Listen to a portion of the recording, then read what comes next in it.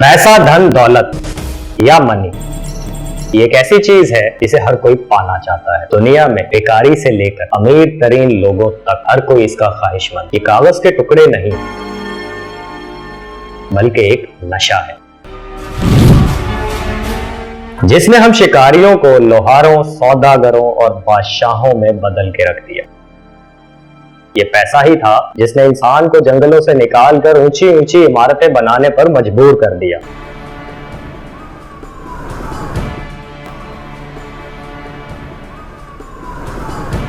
आखिर इस पैसे में इतनी ताकत आई कहां से? ये कब बना, कैसे बना, क्यों बना और आखिर ये पैसा है क्या?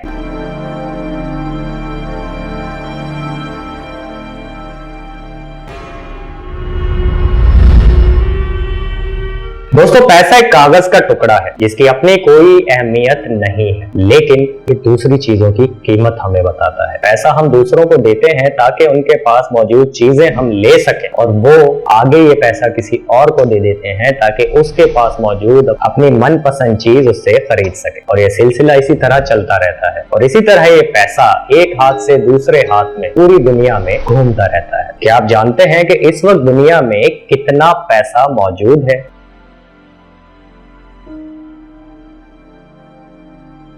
जो मौजूद है वो है 40 खरब डॉलर और जो नजर नहीं आता वो है 1300 खरब डॉलर। आखिर इतना पैसा आया कहां से?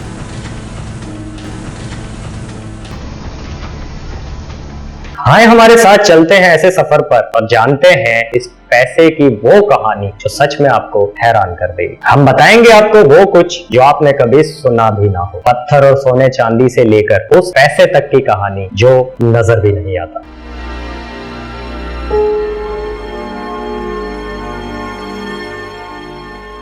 हम जानेंगे कि कैसे ये बेजान सी चीज हर इंसान की जुबान बन गया और कैसे इसने पूरी दुनिया को अपना गुलाम बना लिया।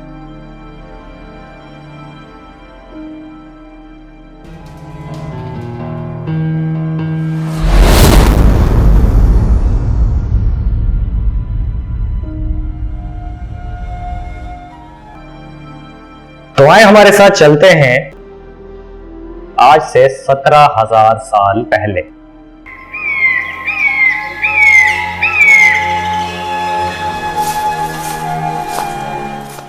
$1500 कबले मसीह।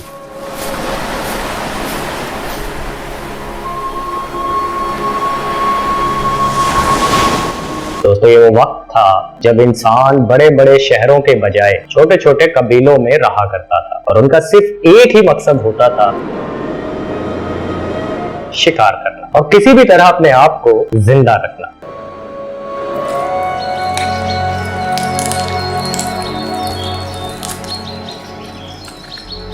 लेकिन शिकार की ये खूबसूरत बात यह है कि ये रोज नहीं मिलता, लेकिन भूख तो हर रोज लगती है। ये भूख ही थी जिसने इंसान को मजबूर किया कि वो दूसरे कबीलों से कोई चीज लें और अपने कबीले की कोई चीज उनको दें। इस तरह जन्म हुआ बार्टरिंग सिस्टम का। वो कबीले आपस में एक दूसरे से बार्टर करने लगे। जैसे ताजा गोश्त के बदले कोई कबीला दूसरे कबीले को हथियार दे देता, इसी तरह वो एक दूसरे से लड़े बिना तिजारत करने लगे। क्योंकि अगर ये चीज लड़के ली जाती, एक दफा तो आप शायद वो हासिल कर लेते, लेकिन बार बार ऐसा करना मुमकिन नहीं था। इसीलिए बार्टर सिस्टम का जन्म हुआ। दोस्तों, बार्टर सिस्टम उसको कहते हैं जिसमें हम एक कमोडिटी के बजाय दूसरी कमोडिटी लेते हैं। यहाँ पैसा इन्वॉल्व नहीं होता और इसीलिए जन्म हुआ बार्टरिंग सिस्टम का। एक चीज के बदले दूसरी चीज लेना, एक कमोडिटी के बदले दूसरी कमोडिटी एक्सचेंज करना, यही बार्टरिंग सिस्टम था। कहा जाता है कि सबसे पहले मेसोपोटामियन ट्राइब्स ने बार्टरिंग सिस्टम का आगाज किया था। मेसोपोटामिया साउथ एशिया के एक इलाके का नाम, जहां पर आज इराक है।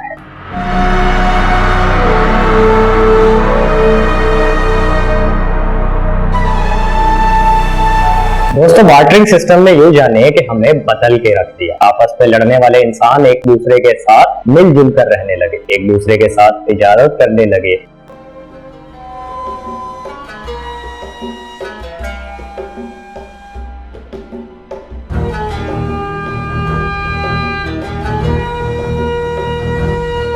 और ये सिलसिला हजारों साल तक चलता रहा। जब इंसान की आबादी बढ़ने लगी तो वो जंगलों से निकलकर शहर आबाद करने लगा और वो शिकार के अलावा जीने के लिए खेती बाड़ी करने लगा। अब बार्टरिंग सिस्टम की वो कमियां सामने आने लगी जो पहले इंसान ने नहीं देखी। अब एक मसला ये आने लगा, इतने सारे लोगों में किससे कौन सी चीज लेना थी या किसको कौन सी चीज देना थी, इसका हिसाब रखना मुश्किल हो रहा था। इसके लिए इंसान ने क्ले पे लिखना शुरू कर दिया। यूं आगाज हुआ अकाउंटिंग का। तो इंसान ने अकाउंटिंग के जरिए हिसाब किताब रखना शुरू कर दिया, लेकिन बार्टर सिस्टम की कमियां खत्म होने का नाम ही नहीं ले रही। सबसे बड़ा मसला तो ये था, यहाँ पे दोनों फरीकों का रजामंद होना जरूरी होता था। अब मुझे जो चीज चाहिए वो अगर आपके पास मौजूद है, लेकिन जो आपको चाहिए वो मेरे पास अगर मौजूद नहीं है तो तिजारत नहीं हो पाती। इसी वजह से बार्टर सिस्टम के जरिए ट्रेड करना बहुत मुश्किल हो गया था। और अब हमें कोई ऐसी चीज चाहिए थी जो सबकी जरूरत हो। उस वक्त आया पैसा, लेकिन ये वो पैसा नहीं है जो आप समझ रहे हैं। ये थी कमोडिटी मनी।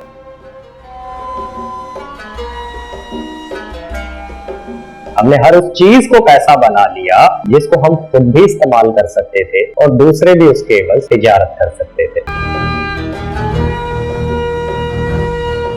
जैसे गाय, भैंस, बकरी, कोई भी कीमती चीज या कोई भी ऐसी चीज, मोर के पर, शराब और हत्ता के इंसानों को, जी हाँ, उस वक्त गुलामों को भी पैसों की तरह ट्रीट किया जाता था और उनके एवज तिजारत की जाती थी। और कुछ आइलैंड्स पर तो लोग बड़े बड़े पत्थरों को भी कमोडिटी मनी के तौर पे इस्तेमाल करते थे। उन पत्थरों का वजन 5 टन तक होता था। उन्हें जो लेता था वो उन्हें वहीं पे पड़ा रहने देता था। उन्हें बस ये याद रखना होता था कि ये किस चीज के एवज हमने लिया है। इन पत्थरों को राइज स्टोन्स कहा जाता था। दोस्तों, कमोडिटी मनी ने इंसान की जिंदगी आसान कर दी, लेकिन वक्त के साथ साथ इसकी कमियां भी सामने आने लगी। सबसे बड़ा मसला तो ये था कि एक कमोडिटी की असल कीमत क्या है, क्योंकि हर कमोडिटी की अपनी कोई ना कोई कीमत होती थी। अब हमें कोई ऐसी चीज चाहिए थी जिसकी अपनी कोई खास कीमत हो और वो वक्त के साथ जल्दी से खराब ना हो, क्योंकि जानवर या कोई भी ऐसी चीज जो वक्त के साथ खराब हो जाए तो नुकसान पहुंचा रही है। 600 कबले मसीह, आज से 2600 साल पहले कदीम यूनान में शुरुआत की मेटेलिक मनी। सोने और चांदी को मिलाकर उन्होंने ऐसे सिक्के तैयार किए जिनको तिजारत के लिए इस्तेमाल किया जाता था। सारा दिन की मेहनत करने के बाद मजदूर को सिर्फ 2 ही सिक्के दिए जाते थे, जिसमें उसका गुजर बसर करना नामुमकिन काम था।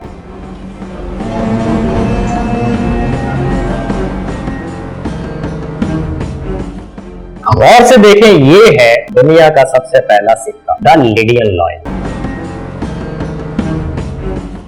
यूनान ने जो सिक्के बनाए उन पर बैल और शेर की मोहर हुआ करती थी।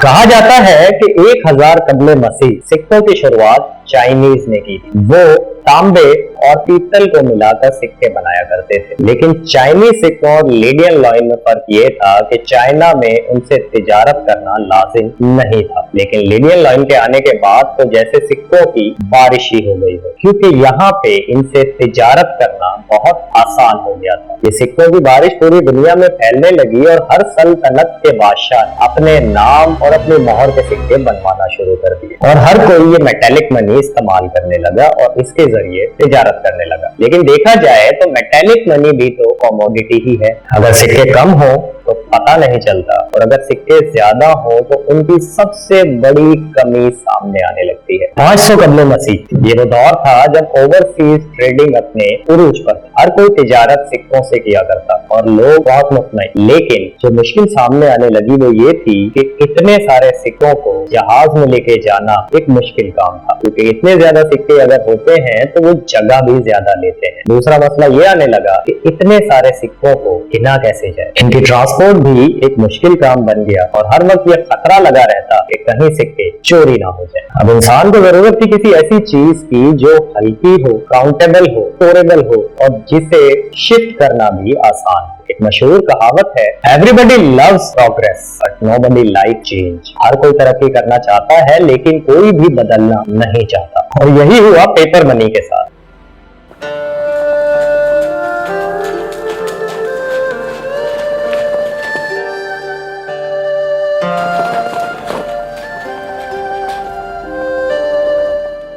दोस्तों 1289 में कुबला खान ने पहली बार दरख्तों की छाल से पेपर मनी बनाया।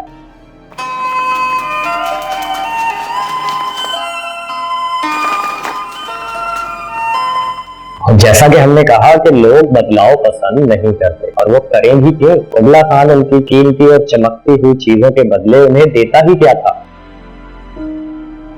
कागज के चंद टुकड़े।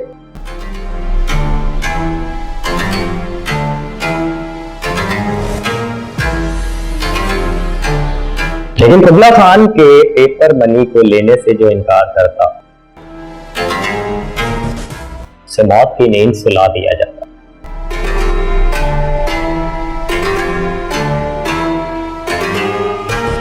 दोस्तों थी तो ये पेपर मनी, लेकिन इसे कहा जाता था IOU, यानी I owe you, मतलब मैं तुम्हारा मकरूज हूँ। अब ये कागज के टुकड़े ले जाओ और जब तुम्हें जरूरत हो ये कागज के टुकड़े दे जाना और अपना सोना चांदी ले जाना। लोगों ने सोचा कि इसके बदले वापस सोना चांदी लेने से बेहतर है तो ना इसी से ट्रेड किया जाए, और ये आइडिया चाइना और दूसरे ममालिक में तेजी से फैलने लगा। और जाने अनजाने में ऐसी ताकत का जन्म होने वाला था जिसको रोकना नामुमकिन था, यानी बैंक्स।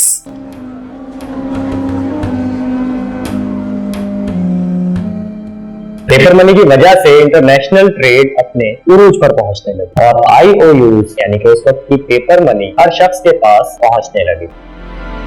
और यहीं पे कुछ ऐसे लोग थे जो पैसे के प्यासे थे। उन्होंने लोगों से उनके सोने चांदी के बदले उन्हें IOUs देना शुरू कर दिया। लेकिन IOUs ऐसी चीज थी जिसे जितना चाहे छापा जा सकता था। लोग उनसे ये मनी लेने लगे और इसके बदले अपना सोना उनको देने लगे, क्योंकि सोने को संभाल के रखना एक मुश्किल काम था और उन्हें हर वक्त उसकी चोरी का अंदेशा रहता था। इस तरह जन्म हुआ बैंक का। और आप तो जानते हैं कि बैंक अपना मुनाफा कैसे करता है, उधार से। मनी बैंक इन लोगों को IOUs देने लगे। इस तरह लोगों में IOUs आम हो गए और इस तरह जन्म हुआ इन्फ्लेशन का, यानी कि महंगाई का। और लोगों ने देखा कि वो चीज जो एक IOU की मिल जाती थी तो 10 IOU की हो गई। इस बैंक में इतने सिक्के नहीं थे जितना शहर में पेपर मनी। जब लोगों को पता चला कि IOUs की कीमत कम हो रही है तो वो बैंक की तरफ अपने सोने के सिक्के लेने के लिए भागे, लेकिन बैंक में उनको देने के लिए कुछ भी ना था। लोगों का बैंक्स पर से भरोसा उठ गया और कई सालों तक लोगों ने बैंकिंग सिस्टम की तरफ गौर ही नहीं की। लोग अपने सोने के सिक्के अपने घरों में छुपा कर रखने लगे, जिसकी वजह से शहर में पैसों की सर्कुलेशन कम हो गई। इसकी वजह से बहुत ज्यादा मुश्किलात का सामना करना पड़ा।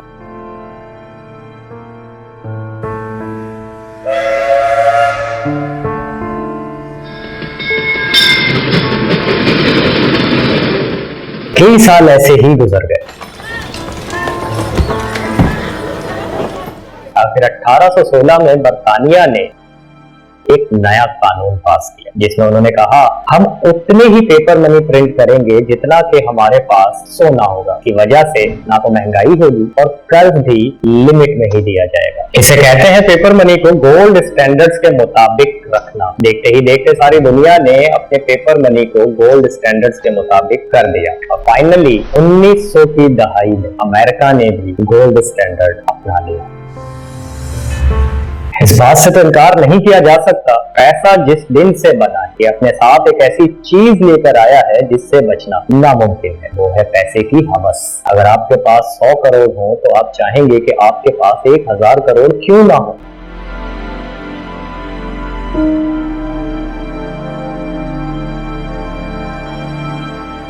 पैसा चाहे जितना भी हो, इंसान बस इसी बात का गम मनाता रहता है कि थोड़ा और थोड़ा और थोड़ा और सही। और इसी थोड़े और के चक्कर में पैसा ऐसा मोड़ लेने वाला था जिससे बचना नामुमकिन था। दोस्तों पैसा मुल्क में जितना ज्यादा होता है उतनी ही ज्यादा इन्फ्लेशन होती है, और अगर पैसा लिमिट से कम हो जाए उससे भी ज्यादा खतरनाक चीज यानी कि डिफ्लेशन हो जाती है। 1930s में यूएस में ग्रेट डिप्रेशन चल रहा था। इसकी वजह यही डिफ्लेशन। चीजों की कीमत तो सस्ती थी, लेकिन इसकी वजह से कंपनीज इतना मुनाफा ही नहीं कमा पाती थी कि वो अपने एम्प्लॉइज को सैलरीज दे पाती, जिसकी वजह से इकोनॉमी क्रैश होने लगी, क्योंकि ना तो लोगों के पास पैसा था और ना ही जॉब्स। 1933 में अमेरिकी सदर ने पैसे और गोल्ड का रिश्ता खत्म कर दिया। अब जो थी वो थी paper money.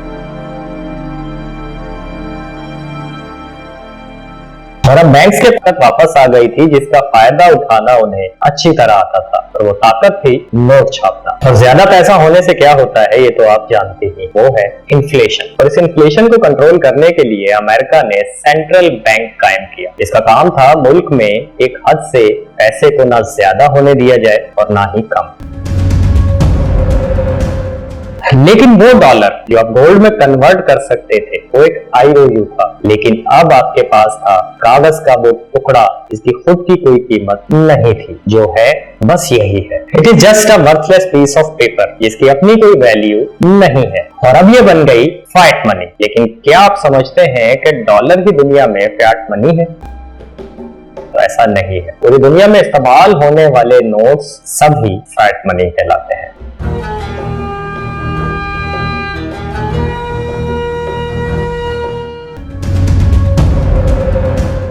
All these pieces of papers are not backed by gold or any physical commodity.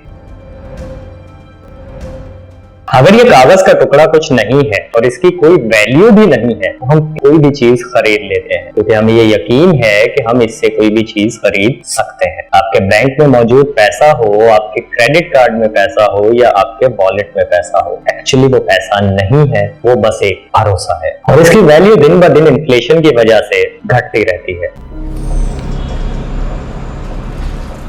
Paper money ने इंसान की जिंदगी बहुत आसान कर दी, क्योंकि इसको गिनना, संभालना, कहीं लेके जाना बहुत आसान था। लेकिन इस तेजी से बदलती दुनिया में अब हमें जरूरत थी किसी ऐसी चीज की जिसको सेकंड्स में एक जगह से दूसरी जगह पर पहुंचाया जा सके, क्योंकि पैसे ने आपकी जिंदगी तो आसान कर दी थी, लेकिन उसको कहीं दूसरी जगह पहुंचाने में वक्त लगता था।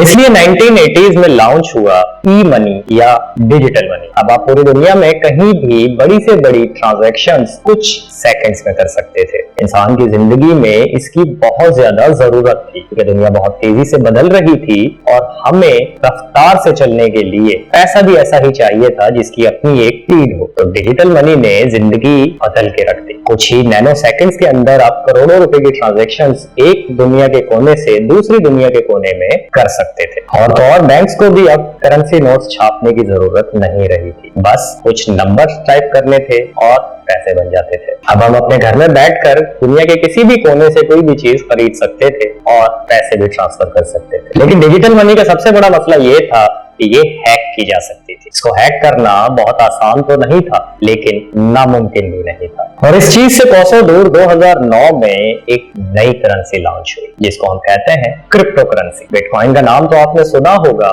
ये एक ऐसा सिस्टम था जिसको हैक करना नामुमकिन था। आपके पास मौजूद cheques, credit cards, debit cards या ऑनलाइन पेमेंट सिस्टम, जो कि पेपर करेंसी की चीजें थी, क्रिप्टो करेंसी का सिस्टम उससे कहीं ज्यादा आगे की चीज था। Credit cards, cheques, online payments, ये सब गवर्नमेंट रूल्स और रेगुलेशंस के अंडर ही काम करती है, लेकिन क्रिप्टो करेंसी पर कोई भी गवर्नमेंट रूल्स अप्लाई नहीं होते। इसलिए ब्लैक मार्केट में कोई भी चीज खरीदने के लिए क्रिप्टो करेंसी का इस्तेमाल होने लगा। इस करेंसी की फिजिकल कोई शक्ल नहीं है, क्योंकि ये फिजिकल है ही नहीं, बस कुछ नंबर्स ही तो है, और हम सिर्फ इसके बनाने वाले का नाम ही जानते हैं, सतोशी नाकामोटो। इस पर कोई रेगुलेशंस असर ना करने की वजह से इसका इस्तेमाल इलीगल ट्रांजैक्शंस में होने लगा। जितनी ज्यादा इलीगल ट्रांजैक्शंस उतना ज्यादा क्राइम, जितना ज्यादा क्राइम उतना ज्यादा किसी मुल्क का नुकसान। बिटकॉइन चाहे जैसा भी हो, लेकिन इसकी ब्लॉकचेन टेक्नोलॉजी, पेपर मनी में इस्तेमाल होने वाली टेक्नोलॉजी से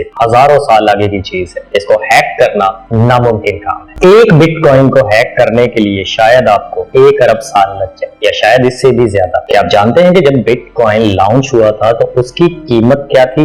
$0, और 2 साल बाद उसकी कीमत थी $1। तो 2021 में उसी बिटकॉइन की कीमत थी $60,000, पाकिस्तानी 1,05,00,000 और इंडियन तकरीबन 45 लाख रुपए। अब ये कोई स्कैम है या सच में अमीर होने का तरीका, ये तो वक्त ही बताएगा। लेकिन थोड़ा मुड़ के अगर इस दुनिया को देखें तो हमने चंद हजार सालों में कितनी तरक्की कर ली है। इस अरसे में हम सोने चांदी के सिक्कों से ऐसे पैसों तक आ गए हैं जो नजर भी नहीं आते।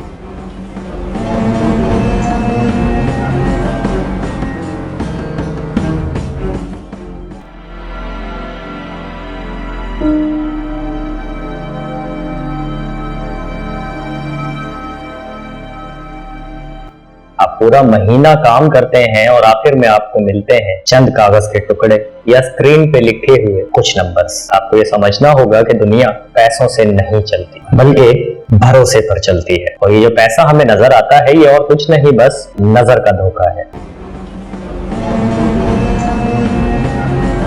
लेकिन आखिर ऐसे में हम करें भी तो क्या करें? पैसा हमारी जिंदगियों का हिस्सा है, लेकिन आपको ये पहचानना होगा कि असली पैसा कौन सा है। तो इसका बहुत आसान सा तरीका है। असली पैसा वो होता है जिसकी वक्त के साथ कीमत ज्यादा हो, कम नहीं। इसी को असली पैसा कहते हैं। पेपर मनी की वैल्यू हर गुजरते दिन के साथ कम हो जाती है। इसकी सबसे बड़ी वजह होती है इन्फ्लेशन, लेकिन आप इससे बच सकते हैं असली पैसे में इन्वेस्ट करके।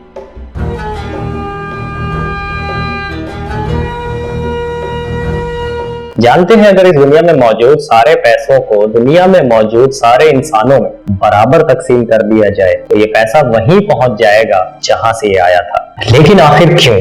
क्योंकि अमीर लोग इस पैसे को समझते हैं। वो जानते हैं कि ये पैसा कैसे काम करता है। वो पैसे के लिए काम नहीं करते हैं बल्कि पैसा उनके लिए काम करता है। जिस दिन आप ये चीज समझ गए उस दिन आपकी जिंदगी बदल जाएगी। लेकिन उसके लिए आपको खुद को फाइनेंशियली एजुकेट करना पड़ेगा। टीवी के सामने बैठकर या बैठकों में बैठकर गवर्नमेंट्स और पॉलिसीज पे बहस करने के बजाय, गवर्नमेंट्स को और इदारों को बुरा भला कहने के बजाय उस वक्त को जाया होने से बचाएं और उस वक्त में खुद को फाइनेंशियली एजुकेट करें। क्योंकि आपकी बातों से या आपके नारों से कुछ नहीं बदलेगा, जबकि आपके सीखने से, आपकी नॉलेज से बहुत कुछ बदल जाएगा। The more you learn the more you earn. आज के लिए इतना ही। मिलेंगे एक नई वीडियो के साथ, एक नई बैठक के साथ।